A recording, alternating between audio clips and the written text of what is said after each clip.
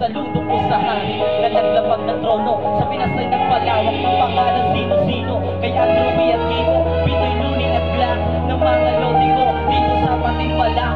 Dekada apat na at medyo huli na mga barak tinabisa. Ilalabas ko na, matagal-tagal na rin itinako sa kahon, kaya hindi napapansin. Bibigyan ko ng rason, salamat po Aristotel.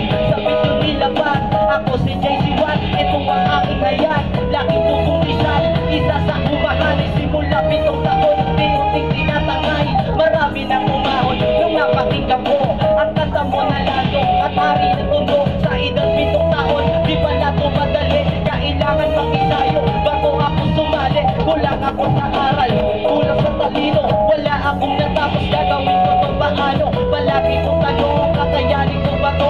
Kabi-kabi sa tulog, pumapasok sa aking ulo. Simula nung inilapat kahit na utal-utal, ginapalan ko ang mukha para okay magtagal. Kasi kung puro lang kaba, paano mo magagawa?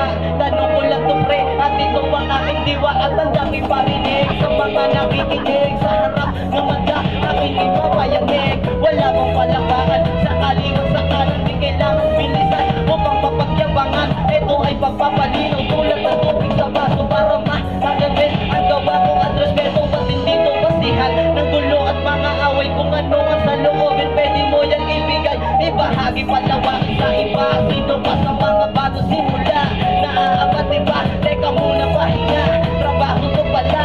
Hinga mo ng malalim sa mainit ko na linya. Hindi pwedeng magtigil, sumulat kumanta ang maging ganap na rapper. Ngayon eto na, manood ka lang tara.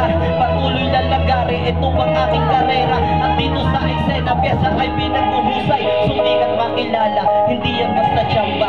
Kulang ng paa, hayaan mong ipasa ko sa'yo ang pagkakataon. Sa susunod, ikaw naman sa mga bago pa ngayon. Hayaan mong ipasa ko sa'yo ang pagkakataon. Sa susunod, ikaw naman sa mga bago pa ngayon. Ang fiesta, Tito Pag-asa.